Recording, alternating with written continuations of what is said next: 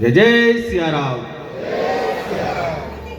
शबरी माता की, भगवान परशुराम की, बाबा साहब भीमराव अंबेडकर की, क्रांति सूर्य टंटिया मामा की, भगवान बिरसा मुंडा की।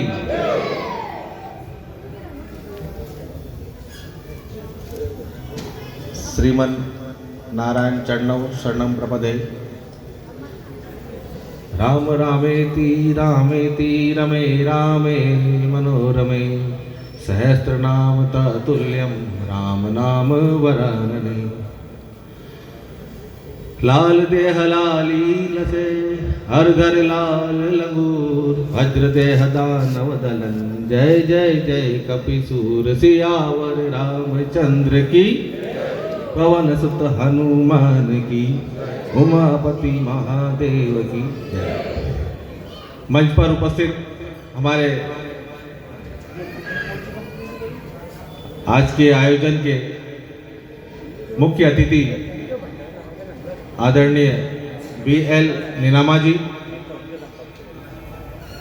कार्यक्रम के मुख्य वक्ता इंदौर से पधारे हुए राष्ट्रीय स्वयंसेवक संघ के प्रांत सहशारीरिक प्रमुख श्री मनीष जी नीम भाई साहब, कार्यक्रम की विशिष्ट अतिथि श्रीमती साधना जी शर्मा, आयोजन समिति के अध्यक्ष श्री राजीव जी खंडेलवाल, उपस्थित नगर के वरिष्ठ जन आदरणीय रवि जी ढोलिया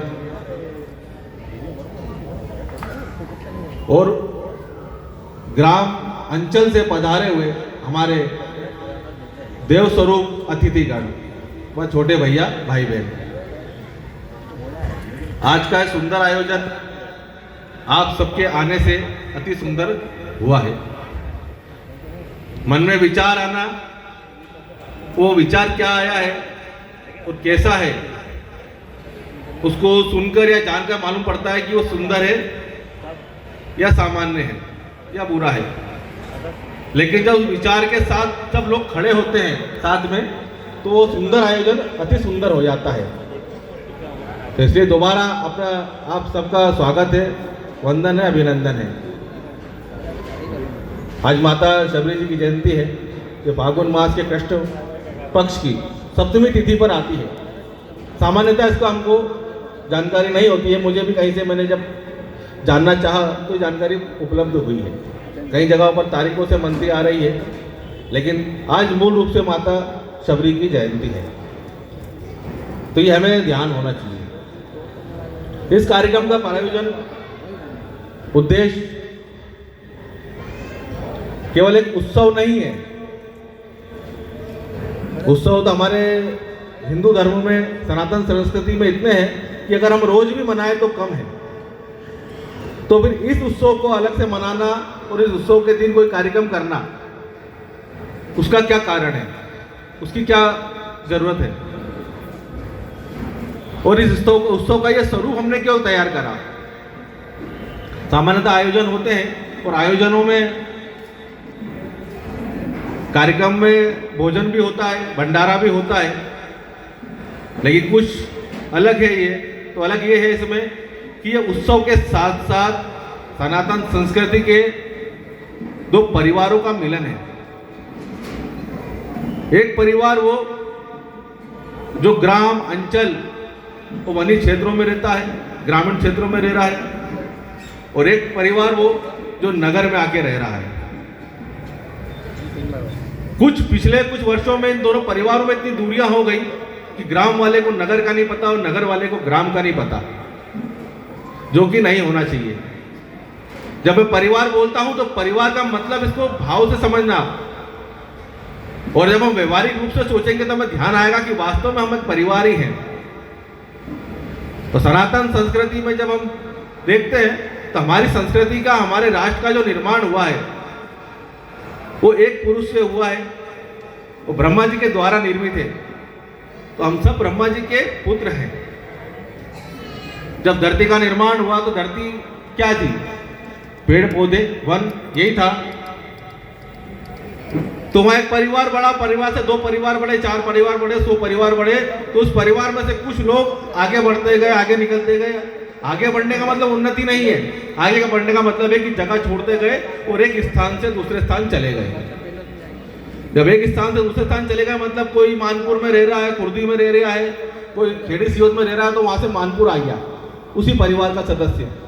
और जब मानपुर में आगे 4 परिवार बढ़ गए तो मानपुर से आगे बढ़ के वो परिवार का एक सदस्य महू में आ जाता है।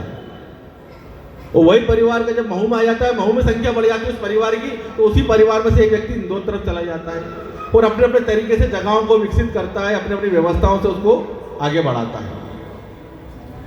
अभी बस देखने और समझने वाली बात यह है कि जो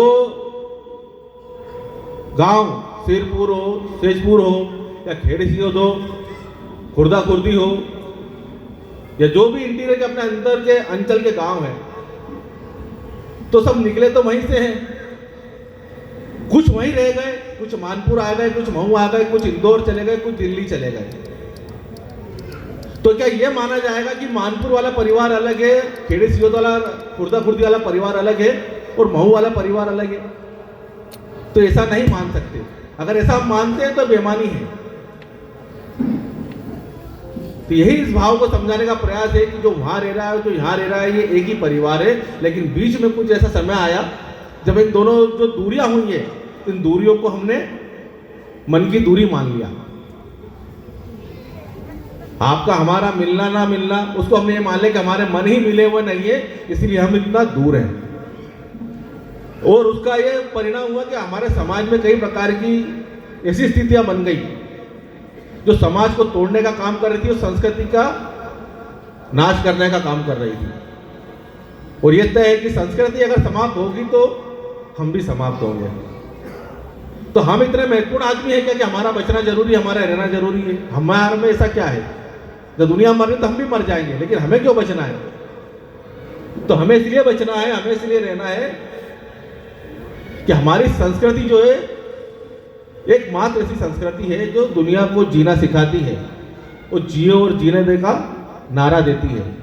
हमारे शास्त्रों में वर्णन आता है, अयम निज परोवेति गणना लघुचेतसाम उदार चरिता नाम तो वसुधैव कुटुंबकम।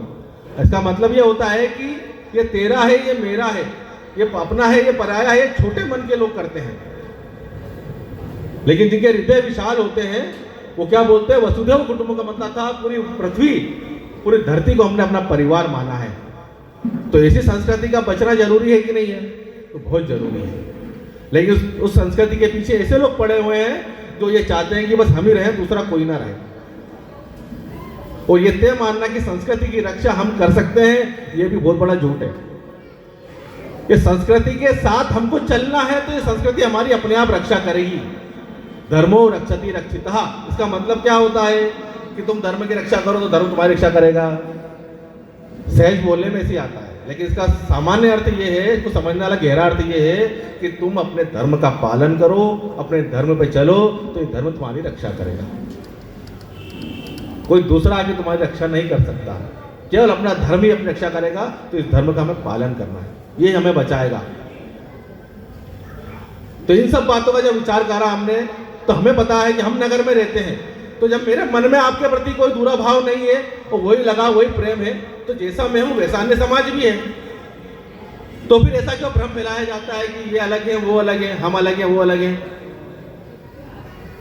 और उस झूठ का जो फायदा है वो या तो ईसाई मिशनरी उठा रहे हैं या दूसरे कोई सामाजिक संगठन जो समाज को तोड़ने का प्रयास कर रहे हैं वो उठा रहे हैं। तो हमने ये प्रयास कर रहे हैं कि दोनों परिवार जो किसी समय अपने अपने कामों से, अपनी अपनी आवश्यकता से दूर दूर हो गए थे, उनको वापस मिलाने का काम कर रहे हैं। और आप सबके आने से इस कार्य को, इस सोच को, इस संकल्प को बहुत बड़ा बल मिला है।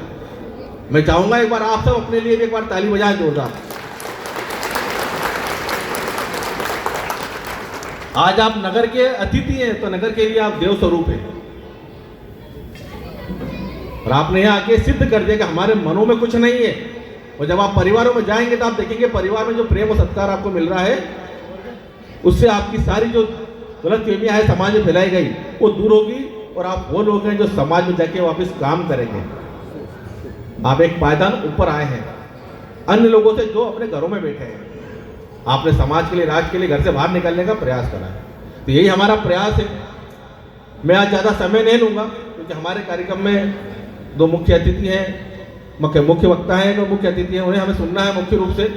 ये कार्यक्रम क्यों करा, ये प्रस्तावना उसकी मैं छोटे से शब्दों में रखने का मैंने प्रयास करा है कि हमारे परिवार समाज में कोई तस्वीर गंदी नहीं है। हमारी भारतीय परंपराओं की, भारतीय संस्कृति की, हमारे सनातन धर्म की, संस्कृति की कोई तस्वीर मैली नहीं है। ये तस्वीर ही गंदी है, इसको तो ठीक ही नहीं कर सकते। हमारे केवल तस्वीर पे धूल है, उस धूल को हटाने का हम प्रयास कर रहे हैं, जिसमें आप सब सहयोगी बने। आप सबका हृदय से आभार है, धन्यवाद है। मैं अपनी वाणी को यहीं विराम देता हूँ।